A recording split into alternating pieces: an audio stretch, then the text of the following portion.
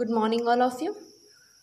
जो अभी जो है हम लोग किस टॉपिक के बारे में कल हमने क्या डिस्कस किया था, जो हमारा इंडिया का जो एग्रीकल्चर चल रहा था, ठीक है, वो हम डिस्कस कर रहे थे। उसमें हमने एक दो जो हमारी फसलें थी उनके बारे में पढ़ लिया था और उसमें उसको हमने सारा मैप से देखा था।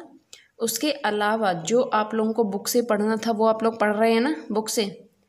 जो भी अगर बुक से पढ़ रहे हैं, जो भी बच्चों ने पढ़ा है, तो प्लीज़ मुझे मेरा जो यूट्यूब चैनल है उस पर कमेंट करके ज़रूर बताना कि आपने क्या क्या पढ़ा है और कहाँ से पढ़ा है, ठीक है। तभी मेरे को समझ में आएगा कि आप लोग पढ़ाई कर रहे हैं। उसके अलावा आप लोगों को अगर डायरेक्ट वो चाहिए, नोटिफिकेशन चाहिए, तो आप लोग उसको मैंने बताया था कल के क्लास में भी आप लोगों को बताया होगा कि आप लोग सब्सक्राइब कर लेना चैनल को, ठीक है। उसके अलावा देखिए अब जो नेक्स्ट हमारा जो इसमें आगे आता है गन्ना। अभी तक हमने चार शायद कितनी फसलों के बारे में बात कर लिया था, 2 या 3 फसलों के बारे में बात कर लिया था। चौथी जो फसल आती है हमारी गन्ने की फसल आती है। देखिए भारत के अंदर अगर बात करें, भारत में सर्वाधिक उत्पादित फसल, भारत में सर्वाधिक उत्पादित फसल जो होती है हमारी कौन सी होती है? गन्ना। देखिए उत्पादन के रूप में अगर देखें, सर्वाधिक उत्पादित फसल अगर बात करें तो वो हमारी गन्ना होती है। क्योंकि गन्ना एक ऐसी फसल है जो सिर्फ गन्ने के रूप में हम काम नहीं लेते। जैसे गेहूं है, गेहूं के रूप में ही काम थोड़ी लेते हैं, रोटियां बनाने का ही काम थोड़ी है। गेहूं से बहुत सारी चीज़ें बनाई जाती हैं। उसी प्रकार से गन्ने से भी बहुत सारा मटीरियल बनाया जाता है अलग अलग तरीके का। तो गन्ने की जो उपयोगिता है और भी बढ़ जाती है। जो गन्ना होता है ये जलोढ़ मृदा वाले क्षेत्र में तो पाया ही जाएगा। जलोढ़ मृदा के अलावा ये काली मृदा के क्षेत्र में भी उत्पादित किया जाता है। गन्ना एकमात्र ऐसी फसल है जिसके लिए जलोढ़ मृदा में भी ये उत्पादित हो जाता है और काली मृदा के अंदर भी इसका उत्पादन सही तरीके से हो जाता है, ठीक है। अब जो देखिए आप लोग, जैसे चीनी मिल होती है, चीनी किससे बनाई जाती है? चीनी भी गन्ने से बनती है। चीनी मिल जो है वो गन्ना उत्पादित क्षेत्रों के समीप में पाई जाती है। क्यों? क्योंकि चीनी गन्ने से बनती है और क्योंकि गन्ना भारी होता है वजन में, और भारी होता है तो एक स्थान से दूसरे स्थान पर लाने में इसमें दिक्कत होती है, या फिर ट्रांसपोर्ट जो होता है वो बहुत महंगा हो जाता है। इसलिए चीनी की जो मिल होती है वो हमारी गन्ने के खेतों जहाँ पर गन्ना उत्पादित होता है उसी के आसपास हमारे लगाई जाती है। देखिए जो गन्ना होता है इसके लिए हम अगर क्लाइमेट की बात करें तो तेज हवा व पाला जो पड़ता है ना, सर्दियों में आप लोगों ने देखा होगा तेज हवा या पाला जो पड़ता है वो इसके लिए सबसे घातक होता है, वो इसको सबसे ज़्यादा खराब करता है, ठीक। उसके बाद देखिए दक्षिण भारत में गन्ने के रस की प्रधानता है। जैसे आप यूपी में बात करेंगे, यूपी पश्चिम बंगाल, वहाँ पर गन्ना जो है गन्ने के फॉर्म में ही पाया जाता है। गन्ने से गुड़ बनाते हैं, यूपी का गुड़ बहुत फेमस होता है, चीनी बनाई जाती है। उसी प्रकार से दक्षिण भारत में अगर बात करें तो दक्षिण भारत के अंदर हमारी गन्ने के रस की प्रधानता है। किसकी प्रधानता है? गन्ने के रस की प्रधानता। गन्ने का रस सबसे ज़्यादा दक्षिण भारत में निकाला जाता है, ठीक। अब गन्ना उत्पादित अगर राज्यों की बात करें तो सबसे ज़्यादा गन्ना हमारे यूपी में उगाया जाता है। यूपी में सर्वाधिक उत्पादन होता है, फिर महाराष्ट्र में, और उसके बाद में हमारे तमिलनाडु के अंदर इसका सर्वाधिक उत्पादन होता है। ये 3 राज्य हैं जो इसका सर्वाधिक उत्पादन करते हैं। आपको सिर्फ 2-3 स्टेट के नाम याद रखने हैं क्योंकि टॉप में उन्हीं को आप लिख देंगे, उनको मैप में दिखा देंगे तो वो चीज़ें आप लोगों के लिए बेनिफिशियल होंगी। यूपी, महाराष्ट्र और तमिलनाडु जो क्षेत्र है वो वहाँ पर जो गन्ना है सब सर्वाधिक मात्रा में पाया जाता है, ठीक है। गन्ने के अंदर इतनी चीज़ें हैं, इसके लिए कोई तापमान वापमान स्पेसिफिक इतना ज़्यादा इम्पोर्टेंट नहीं होता है। अब जो गन्ने के बाद हमारी नेक्स्ट फसल आती है वो आती है हमारी ज्वार, ठीक। ज्वार देखिए, ज्वार जब आप बोते हो तो बोते समय उसके लिए कितना तापमान चाहिए? 30 से 32 डिग्री सेल्सियस टेम्परेचर चाहिए। और जब आप काटते हो तो काटते समय इसके लिए 16 से 18 डिग्री सेल्सियस टेम्परेचर चाहिए।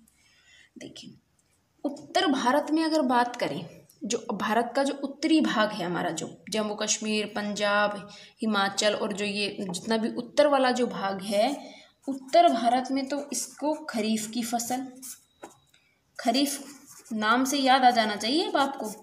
खरीफ मतलब गर्मियों में, यानी अप्रैल मार्च के अंदर, अप्रैल मार्च नहीं सॉरी जुलाई अगस्त के आसपास जिस फसल को उगाया जाएगा वहाँ पे उगाई जाती है आपकी ज्वार, ठीक।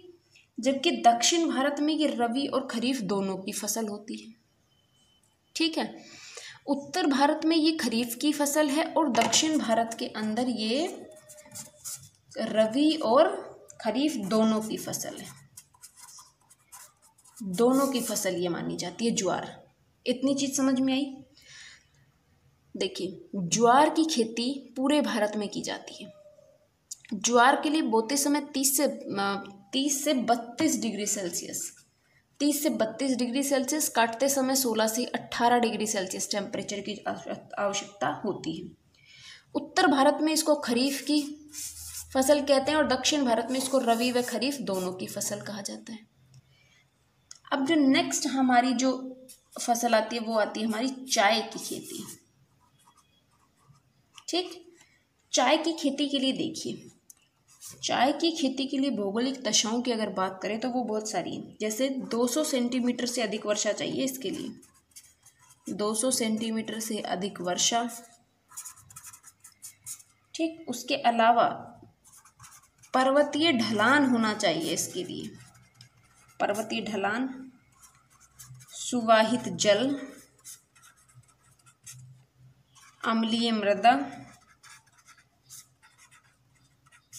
उसके बाद बहुत अत्यधिक पूंजी चाहिए इसके लिए, पैसा भी इसके लिए बहुत ज़्यादा चाहिए होता है। उसके बाद में इसमें सस्ता श्रम चाहिए क्योंकि इसमें मेहनत बहुत है, बहुत सारे लेबर की हमें ज़रूरत होती है, तो इसलिए सस्ता श्रम भी चाहिए। देखिए समझिए इस चीज़ को।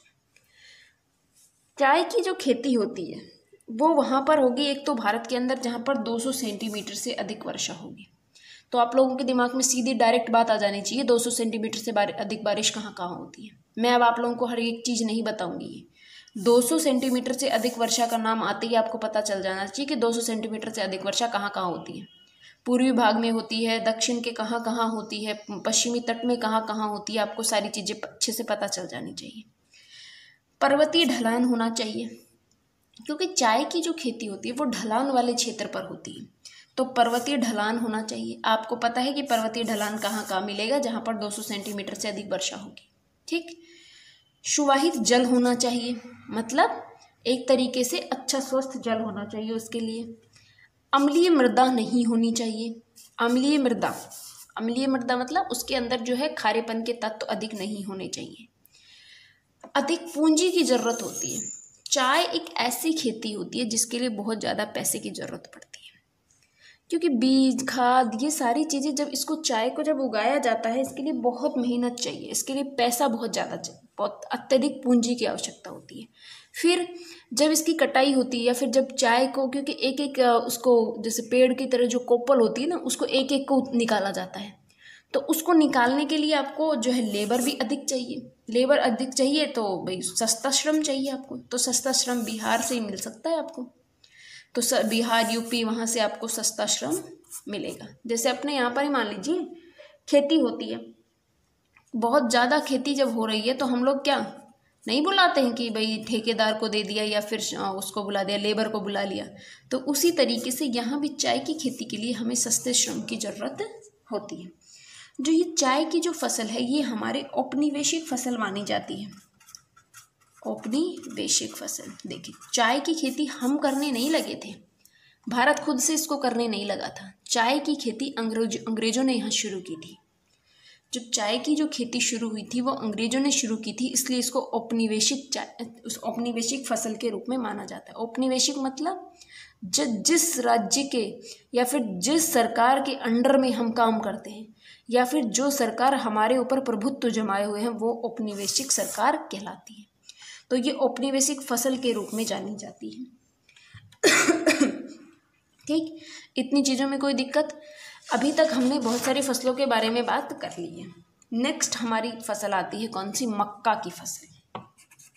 देखिए, मक्का, मक्का में क्या होता है, बोते समय तो इसमें चाहिए आपको 28 डिग्री सेल्सियस टेम्परेचर, और काटते समय इसमें आपको चाहिए 20 डिग्री सेल्सियस टेम्परेचर। ये चीज़ें पता है आप लोगों को तब याद होंगी तब आप मतलब डेली डेली इनको एक बार तो रिवाइज कर ही लोगे, क्योंकि अभी आपके पास टाइम है। आप एमए ख़त्म, जैसे ही आपका एमए ख़त्म भी नहीं होगा उससे पहले ही आपके एग्ज़ाम्स होना शुरू हो जाएंगे। बहुत बच्चे हैं जिन्होंने बीएड भी कर रखा है, तो टीचिंग के भी वो एग्ज़ाम वगैरह आ जाएंगे आप लोगों की, शायद वो इसमें होता है ना आपके रीट वगैरह, इनके एग्ज़ाम आ जाएंगे, तो आप लोग फिर उनमें बिज़ी हो जाएंगे। तो आप अपना जो सिलेबस है, और मुझे नहीं लगता कि इनसे भी आपके क्वेश्चन नहीं बनेंगे। इंडियन ज्योग्राफी की जब बात आएगी तो इनसे क्वेश्चन बनेंगे, और ये क्वेश्चन आते हैं आपके, ठीक है। और इसके जो नए डेटा हैं वो मैं आप लोगों को दे रही हूँ। तो आप लोग जब अपने कोई भी कंपटीशन एग्जाम की तैयारी कर रहे हैं तो उसमें इंडियन ज्योग्राफी एक अलग पार्ट आता है, और इंडियन ज्योग्राफी आपका यहाँ कंप्लीट हो जाएगा, ठीक। तो आप लोग इसको अच्छे से पढ़ने की कोशिश करिए। मक्के की खेती जो होती है उसके लिए बोते समय 28 डिग्री सेल्सियस, काटते समय 20 डिग्री सेल्सियस टेम्परेचर की आवश्यकता होती है, ठीक। इतनी चीज़ समझ में आई। फिर देखिए इसके लिए भी वही पाला जो पड़ता है हमारे यहाँ सर्दियों में वो सर्वाधिक नुकसानदायक होता है। अमेरिका के अंदर एक चीज़ होती है, अमेरिका के अंदर मक्का का उत्पादन सूअर पालन के लिए किया जाता है। अमेरिका में मक्के का उत्पादन किस लिए किया जाता है, सूअर का उत्पादन करने के लिए किया जाता है।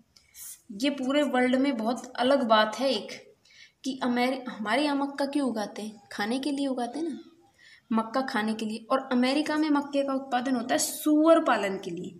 जबकि जो मध्य अमेरिका और भारत जैसे देशों में इसका जो उत्पादन होता है वो मुख्य खाद्यान्न के रूप में होता है। देखिए कितना अंतर है इसके अंदर। फिर हम बात करें एक जो लास्ट हमारी, लास्ट तो नहीं कहेंगे लेकिन बहुत सारी अभी फसलें शायद बाकी हैं, एक दो और। तो अब जो हमारी कौन सी है, एक कॉफ़ी। देखिए कॉफ़ी, कॉफ़ी को हम क्या कहते हैं, कहवा। ये क्या है, ये जो कहवा या कॉफ़ी है, ये हमने बात करी थी, एक हमने पहाड़ी पढ़ी थी बाबा बूदन की पहाड़ी। बाबा बूदन की पहाड़ी कहाँ थी, ये कर्नाटक के अंदर। वहाँ पर सर्वाधिक रूप में कॉफ़ी का उत्पादन होता है। तो बाबा बूदन की पहाड़ी है कर्नाटक के अंदर, वहाँ पर कॉफ़ी या कहवा का उत्पादन सर्वाधिक मात्रा में होता है। वैसे तो कर्नाटक, तमिलनाडु, आंध्र प्रदेश कॉफ़ी उत्पादन के लिए जाने जाते हैं, लेकिन कर्नाटक क्या है, सबसे पहले नंबर पे आता है। सबसे ज़्यादा जो कॉफ़ी का उत्पादन होता है वो यहाँ पर ही होता है। और जो कॉफ़ी या कहवा की अगर हम बात करें तो ये हमारे कहाँ का, ब्राज़ील का एक पौधा माना जाता है कि ब्राज़ील से हमारे यहाँ पर आया ये पौधा, ठीक है। इसके बाद हम बात करते हैं, हमारी एक इम्पॉर्टेंट फसल आती है कपास। कपास ये एक व्यावसायिक फसल है। कपास जो फसल होती है, सूती वस्त्र जो भी हमारे बनते हैं उनके लिए कपास की आवश्यकता पड़ती है। सूती वस्त्र उद्योग जो है विश्व प्रसिद्ध सम्मान रखता है भारत का जो सूती वस्त्र है, और कच्चे माल के रूप में कपास का उत्पादन हमारे यहाँ से उत्तर भारत से किया जाता है। बहुत पुराने टाइम से इसका किया जा रहा है। अब देखिए इसके लिए विशेषताएं देखिए। सबसे पहले कपास कहाँ उगाई जाएगी, जहाँ पर काली मृदा होगी। काली मिट्टी होती है मतलब उसके अंदर कम पानी की आवश्यकता होती है। काली मिट्टी है तो उसके अंदर जो है एक तरीके से नमी की मात्रा पहले से ही अधिक होती है, तो उसके अंदर ये हो जाता है। कपास की जो खेती होती है, देखिए धीरे धीरे क्या हुआ कि कपास उत्पादन क्षेत्र जो थे उत्तर भारत से पश्चिमी राज्यों में स्थानांतरित हो गए। पहले उत्तर भारत के अंदर कपास का उत्पादन सर्वाधिक होता था, फिर धीरे धीरे क्या हुआ, पश्चिमी भारत के अंदर जो है कपास का उत्पादन होने लगा। उसका रीजन ये हो गया, एक तो काली मृदा वहाँ मिलने लगी, दूसरा इसके अंदर जो बंदरगाह थे, क्योंकि हम लोग क्या करते हैं कपास का बाहर के देशों में भी निर्यात करते हैं, ठीक है। आयात और निर्यात तो जानते हैं ना आप लोग। तो हम लोग जो बाहर के देशों में जो है हमारे यहाँ से सूती वस्त्र बनकर जाते हैं, कपास का भी हम लोग निर्यात करते हैं, ठीक। तो बंदरगाह की आवश्यकता थी, तो वो भी गुजरात में, और क्योंकि तटीय क्षेत्रों पर ही मिलेगा तो इसलिए उसकी खेती वहाँ अधिक होने लगी। तीसरा समुद्री जलवायु के कारण, समुद्री जलवायु जो थी वो इसके अनुकूल थी। तो ये तीन कारण थे कि इसको इस तरह से स्थापित किया गया। कपास के लिए जो वर्षा चाहिए वो 75 सेंटीमीटर वर्षा इसके लिए आवश्यक होती है, और उसके लिए बहुत तेज़ धूप भी आवश्यकता होती है। इसके लिए धूप की ज़रूरत होती है। वर्षा 75 सेंटीमीटर तक चल जाएगी। जब इतना कम बारिश चाहिए तो मतलब उसके लिए धूप की ज़रूरत है। धूप जो हमें कपास को पकने के लिए सर्वाधिक महत्वपूर्ण होती है। कपास का उत्पादन अगर देखें तो सबसे ज़्यादा जो कपास का उत्पादन महाराष्ट्र और गुजरात में होता है, लेकिन यहाँ पंजाब में भी होता है इसका।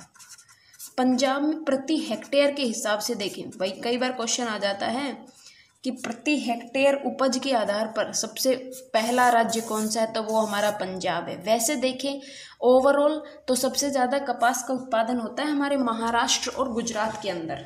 ठीक, इतनी चीज़ समझ में आई। कपास के लिए काली मिट्टी, जिसे रेगुर मिट्टी भी कहते हैं, जो हम मिट्टी वाले क्षेत्र में पढ़ चुके हैं। जब हमने मिट्टी वाला टॉपिक पढ़ा था तो वहाँ हमने बात की थी कपास की काली मृदा के बारे में, और क्योंकि हम काली मृदा की सारी विशेषताएं वहाँ पढ़ चुके हैं। ठीक है, नेक्स्ट जो हमारा फसल आती है वो आती है प्राकृतिक रबड़। प्राकृतिक रबड़, देखिए ये जो रबड़ वाला जो पौधा होता है, ये जो वृक्ष होता है, ये विषुवत रेखीय आर्द्र क्षेत्र का वृक्ष होता है। किसका? विषुवत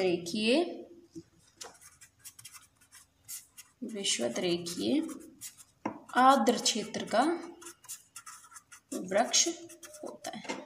ठीक, ये जो प्राकृतिक रबड़ है ये मूल रूप से इसका जो उद्गम है वो अमेजन नदी, जो दक्षिण अमेरिका की जो एक अमेजन नदी है उसमें माना जाता है। और भारत में ये सबसे ज़्यादा मालाबार तट या फिर हम बोलेंगे इसको केरल तट के आसपास इसको उगाया जाता है, प्राकृतिक रबड़ को। विश्व मार्केट में क्या है, जो हमारा इंटरनेशनल मार्केट है उसके अंदर प्राकृतिक रबड़ जो है उसके जो उत्पादन में उतार चढ़ाव आता रहता है, इसलिए इसका जो उत्पादन है वो हमारे भारत में कम किया जाता है, क्योंकि कई बार इसकी डिमांड होती है, कई बार नहीं होती है, और हमारा इकोनॉमी तो जो है डिमांड और सप्लाई वाले रूल पर ही काम करता है। किसी चीज़ की उत्पादन तभी किया जाता है जब उसकी डिमांड होती है। तो प्राकृतिक रबड़ की क्योंकि डिमांड कम होती है तो इसका जो है उतार चढ़ाव चलता रहता है। और त्रिपुरा राज्य जो है वो प्राकृतिक रबड़ की खेती के लिए इसमें एक आंदोलन हुआ था, सहकारी आंदोलन, सहकारिता आंदोलन। कहाँ हुआ था ये? त्रिपुरा राज्य में। जब त्रिपुरा राज्य में इस प्रकार का आंदोलन हुआ था उसके बाद में इस खेती को ज़्यादा महत्व दिया जाने लगा। ठीक, अब हम एक फसल है और है हमारी, उसके बारे में और बात कर लेते हैं। ठीक, वो है हमारी जूट या पटसन। जानते हो ना जूट क्या होता है? जूट क्या है कि आज़ादी के पहले से ये हमारे यहाँ पर विद्यमान है। देखिए 1947 में जब आज़ादी मिली थी हमें, आज़ादी के पहले तो अलग कंडीशंस थी। आज़ादी के बाद क्या हुआ, जो जूट का जो उत्पादक क्षेत्र था वो हमारा पूर्वी पाकिस्तान था, जो जूट का सर्वाधिक उत्पादन करता था पहले। अब जूट का उत्पादन कर रहे थे जो पश्चिम बंगाल वाला जो क्षेत्र था, पूर्वी बंगाल वाला, वो अब पूर्वी पाकिस्तान बन गया स्वतंत्रता के बाद। और जब ये पूर्वी पाकिस्तान बन गया फिर 1971 के अंदर वो बांग्लादेश बन गया। तो जूट और जो पटसन की जो कारखाने थे वो तो भारत में रह गए। देखिए जो कारखाने थे वो तो भारत में रह गए। जब डिवाइडेशन हुआ भारत और पाकिस्तान का, तो जो पूर्वी बंगाल था हमारा, पहले पश्चिम बंगाल जो था वो उसी का भाग है ये पूर्वी बंगाल, जो पूर्वी बंगाल था वो पाकिस्तान में चला गया। और जो ये जो जूट का, क्योंकि पूर्वी पाकिस्तान जो है या फिर जो पूर्वी बंगाल है, मान लीजिए, देखिए आप लोग ऐसे देखिए, ये क्षेत्र था पूरा, मान लीजिए ये था पूरा बंगाल वाला क्षेत्र। जब विभाजन हुआ 1947 में तो यहाँ से इसको विभाजित कर दिया। यहाँ फसल उगाई जाती है और मान लीजिए यहाँ कारखाने लगे हुए हैं, यहाँ पर फैक्ट्रियाँ लगी हुई हैं। जब विभाजन हो गया तो ये क्या है, ये पूर्वी पाकिस्तान में चला गया, पाकिस्तान का भाग बन गया, और ये वाला भाग हमारा भारत में रह गया। तो इस तरह से जो ये फसल का उत्पादन तो कहाँ हो रहा था, पाकिस्तान के अंदर, पूर्वी पाकिस्तान, और जो ये कारखाने लगे थे ये किस में लग गए, भारत में लगे हुए थे। तो इस प्रकार की इसमें कंडीशन बनी हुई थी। फिर जैसे जैसे जूट की मांग में बढ़ती गई और हमारे यहाँ पर जो है इसका भी उत्पादन यहाँ धीरे धीरे किया जाने लगा।